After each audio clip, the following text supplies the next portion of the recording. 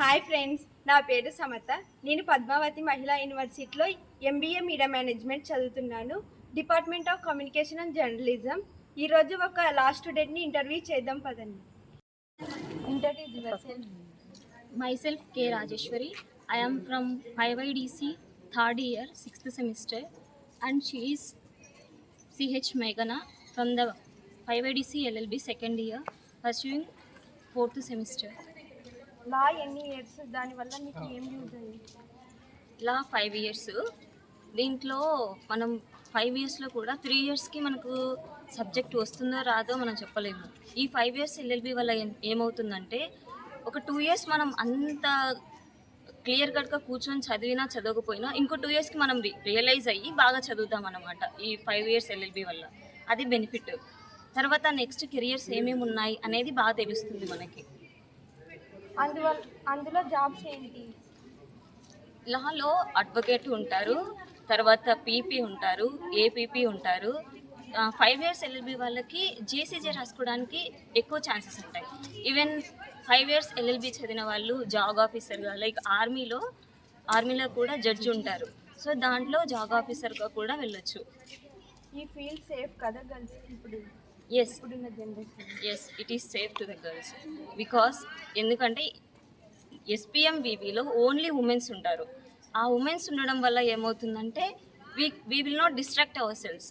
తర్వాత ఒకరిని చూసి ఒకరు, మామూలుగా మనం చిన్నప్పటి నుంచి చూస్తూనే ఉంటాం, మన ఫ్రెండ్ బాగా చదువుతుంది అంటేనే ఓ లేదు నేను కూడా బాగా చదవాలని పోటీగా కూర్చొని చదువుతాం. అలాంటిది ఇంతమంది, ఇన్ని వేల మంది ఉన్న మహిళా యూనివర్సిటీలో నేను ఎందుకు ప్రొజెక్ట్ అవ్వకూడదు, నన్ను నేను ఎందుకు నిరూపించుకోకూడదు అనేది ఒక ఇది ఏర్పడుతుందన్నమాట.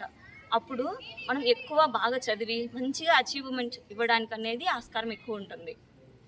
ఆల్మోస్ట్ 5 years LLB కానీ 3YDC LLBలో కానీ అందరూ కూడా ప్రతి ఒక్కరిలో కూడా ఖచ్చితంగా జడ్జ్ అవ్వాలి అనే ఎంథూజియాజం ఎక్కువ ఉంటుందన్నమాట. మీకు టీచింగ్ ఎలా ఉంది? మామూలుగా ప్రాక్టికల్గా టీచింగ్ ఎలా చెప్తారు? ఇక్కడ మా ఎస్పీఎంవివి లా డిపార్ట్మెంట్లో మా ప్రొఫెసర్స్ ఎంతో కీన్గా మమ్మల్ని ప్రతి ఒక్కరిని కూడా అబ్జర్వ్ చేస్తూ మాకు ఇచ్చే లెక్చర్స్ కానీ, తర్వాత బయట నుండి గెస్ట్ ఫ్యాకల్టీని పిలవడం కానీ, వాళ్ళ నుంచి ఎలా మాకు రెస్పాన్స్ వస్తుంది అని మా దగ్గర నుంచి ఆన్సర్లు రప్పిస్తారు మేడం వాళ్ళు. చాలా బాగా చెప్తారు మాకి. మేము ఏ డౌట్ ఉందని అడిగినా కూడా ఈవెన్ మమ్మల్ని క్యాబిన్కి పిలుచుకొని ఎక్స్ప్లెయిన్ చేసేంత మంచి ప్రొఫెసర్స్ ఉన్నారు మాకి మా డిపార్ట్మెంట్లో. సైబర్ క్రైమ్ ఎక్కువ జరుగుతుంది కదా ఇప్పుడున్న జనరేషన్లో, దాని మీద మీ ఒపీనియన్ ఏంటి? సైబర్ క్రైమ్ అనేది నా ఉద్దేశంలో చెప్పాలంటే, మనం మెయిన్గా ఎక్కువగా ఈ జనరేషన్లో ఎవరైనా వాడుతుంది అంటే మొబైల్ ఫోన్స్ కానీ, ల్యాప్టాప్స్ కానీ, ట్యాబ్స్ కానీ వాడుతుంటాం. దీంట్లో మెయిన్గా థర్డ్ పార్టీ అష్యూరెన్స్ అనేది మనకి నార్మల్గా 1 కానీ 2 కానీ వస్తుంటే జేపీఈ కానీ జేపీఈజీ అని చెప్పి 2 ఫార్మాట్స్ ఉంటాయి. ఆ ఫార్మాట్స్ అయితే మనం సేఫ్గా వాడుకోవచ్చు. దానికి కాకుండా అదర్ పార్టీ ఫార్మాట్స్ వస్తాయి. అది ఓన్లీ కొంతమందికి అర్థమవుతుంది అది ఫేక్, దానివల్ల మన ఫోన్ హ్యాక్ అవుతుంది, దానివల్ల మన పిక్స్ రిలీజ్ అవుతాయి. ఇప్పుడు నార్మల్గా వస్తుంటే ఏఐ జెమినీ కానీ చాట్ జీపీటీ కానీ వచ్చాయి. అక్కడ కూడా దాని ట్రెండ్ వచ్చిందంటే అందరూ వాళ్ళ ఫొటోస్ అప్లోడ్ చేసుకొని చేస్తారు. అవన్నీ అప్లోడ్ చేయడం వల్ల మనకి తెలియంది ఏంటంటే, దానివల్ల మన ఫొటోస్ ఫ్రీ, మనం కన్సర్న్ ఇవ్వకుండా ఫ్రీగానే తీసేసుకొని దాని వెబ్లోకి వెళ్ళిపోతుంది. అలా మనకి తెలియకుండా మన ఫొటోస్ మనము ఇన్స్టాగ్రామ్లో కానీ ఇట్లా సోషల్ మీడియాలో అప్లోడ్ చేస్తుంటాం.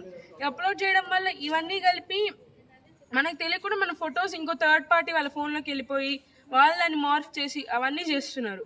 అవన్నీ జరగకూడదంటే ఫస్ట్ మనం మన సేఫ్టీలో, మన ఫోన్ సేఫ్టీలో ఉంచుకోవాలి. అండ్ సెకండ్ థింగ్, ఒకరికి పనిష్మెంట్ పడుతుంది అంటే మీరు తప్పు చేస్తున్నారు అని తెలిసింది, అయినా మీరు కరెక్ట్ చేసుకోకుండా సమ్ థర్డ్ పార్టీ నేమ్ మీద మెన్షన్ చేస్తూ, లేకపోతే ఏముందిలే సైబర్ లా అంటూ 3 months జైల్లో పెట్టి తీసేస్తారు అని ఎక్స్పెక్ట్ చేయకండి. లా అనేది ఇప్పుడు సీరియస్గా ఉంది. మనం ఏది చేసినా ఇంప్రిజన్మెంట్, ఫైన్ కూడా ఉంటుంది. సో మనం సేఫ్గా ఉండాలంటే ఫస్ట్ మన సెక్యూరిటీ, ఎక్కడ మన ఫొటోస్ కానీ మన ఇన్ఫర్మేషన్ కానీ అప్లోడ్ చేయకూడదు, రాదర్ దాన్ బీన్ లీగల్లీ. లా స్టూడెంట్గా మనకున్న సొసైటీకి ఎలాంటి సర్వీస్ చేయాలని అనుకుంటున్నాను? యాజ్ ఎ లా స్టూడెంట్ నేను ఈ కెరియర్కి వచ్చింది ఎందుకంటే to serve the nation. As a law student how we have to serve the nation. ప్రతిదానికి ఇప్పుడు లైక్ ప్రతిదీ మనీతో ఇంటర్లింక్ అవుతూ ఉంది. పేదోడి దగ్గర ఒకే మనీ, బాగా రిచ్ పీపుల్ దగ్గర ఒకే మనీ, ఇలా ఫేజెస్ తీసుకోవడం I won't accept. As much as possible I serve my country, all people deal equally. So that is my Moto. ఇక్కడ ఉన్న లాకి బయట ఉన్న లాకి డిఫరెన్స్ ఏంటి? మన యూనివర్సిటీలో ఉన్న లాకి బయట. ఇక్కడ ఉండే లా అంటే ఎస్పిఎంఈలో డిపార్ట్మెంట్ ఆఫ్ లా ఎట్లా ట్రీట్ చేస్తుందంటే, మీరు కంపారిటివ్గా ఏ యూనివర్సిటీ తీసుకున్నా ఇక్కడున్న ఉమెన్ స్టూడెంట్స్కి ఉమెన్ స్టాఫ్ అనే అష్యూరెన్స్ ఎక్కడా లేదు. మీరు బయట ఎక్కడ చూసినా ఎస్పిఎంఈ అనేది మన ఆల్ ఓవర్ ఇండియా యూనివర్సిటీస్లో top 3rd university. Department of law తీసుకుంటే మాకున్న ఫ్యాకల్టీ అందరూ బుక్ నాలెడ్జ్తో పాటు మాకు ప్రాక్టికల్ నాలెడ్జ్ కూడా నేర్పిస్తారు. ఒక బుక్ నాలెడ్జ్ ఒక సెక్షన్ చదివామంటే అది ప్రాక్టికల్ ఎట్లా యూజ్ అవుతుంది, ఏదైనా అమెండ్మెంట్ చేంజ్ అయింది అంటే అది ఇప్పుడు ఎలా చేంజ్ అయింది, చేంజ్ అవ్వడం వల్ల రీజన్ ఏంటి, చేంజ్ అయ్యాక ఎట్లా యూస్ఫుల్ అవుతుంది, వీ నో ఎవ్రీథింగ్. ఇక్కడ ఒకటి జరుగుతుంది అంటే డిపార్ట్మెంట్ మొత్తం తెలిసాకే బయటికి వెళ్తుంది. అలా జరిగినప్పుడు ఇప్పుడు ఒక టాపిక్ మీకు బయట నుంచి ఎవరైనా వచ్చి అడగాలన్నా కూడా this is top most moot court అనేది మా దగ్గర ఉంది. బయట నుంచి ఎవరు వచ్చినా ఈజీగా 300 మెంబర్స్ ఫిట్ అయ్యేంత మూట్ కోర్ట్ ఉంది. కాబట్టి మాకు లెక్చరర్స్ ఒక్కొక్కరు చాలా కీన్ అండ్ నీట్ అబ్జర్వేషన్ పెట్టుకొని క్లాస్లో 65 మెంబర్స్ ఉంటే ఈచ్ పర్సన్ ఏం చేస్తున్నారు, ఈచ్ పర్సన్ ఎంత అర్థం చేసుకోగలుగుతున్నారని వన్ టైం కాదు 10 times అడిగి ఎక్స్ప్లెయిన్ చేయగలిగినంత స్కిల్డ్ పీపుల్ మా ఫ్యాకల్టీ. బయట ఫ్యాకల్టీ మేము కంపేర్ చేసుకుంటే మీ మ్యాక్సిమం నేను చూసిన యూనివర్సిటీలో కానీ కాలేజ్లో కానీ ప్రొజెక్టర్ వేసేసి ఆర్ పీపీటీ చేసేసి ఎక్స్ప్లెయిన్ చేస్తారు. మా యూనివర్సిటీ స్పెషాలిటీ అండ్ మా డిపార్ట్మెంట్ స్పెషాలిటీ ఏంటంటే మేము పీపీటీ చేసి మేము ఎక్స్ప్లెయిన్ చేస్తే వాళ్ళు దాన్ని మేము ఎంత బాగా ఎక్స్ప్లెయిన్ చేసాము, ఏం ఫీడ్బ్యాక్ ఇస్తారు అనేది మా university speciality. You should grow out independently అని చెప్తారు మా డిపార్ట్మెంట్ వాళ్ళు. Thank you for giving information. Thank you so much. మా డిపార్ట్మెంట్ గురించి, ఎస్పిఎం వివి గురించి మాకు ఇంత గోల్డెన్ ఆపర్చునిటీ ఇచ్చినందుకు థ్యాంక్ యూ.